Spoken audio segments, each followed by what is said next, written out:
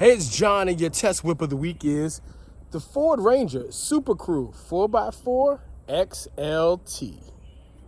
This is the Ford Ranger SuperCrew 4x4 XLT. It's an attractive truck, plenty of space, not too big, and definitely one that's a whole lot easier to manage. This is the Ranger. Medium-sized bed on the back of this Ford truck, definitely perfect for your hauling needs. And open the back of the door right here. Ranger has a spacious, comfortable second row seat. Even a man my height, 6 feet tall, could sleep back here. And you can charge your phones and devices while you're resting because you've got USB and other power. Well-appointed frontier cabin here in the Ranger. Comfortable seating. There's your brake, your gear ignition, drive functions, and USB and other power.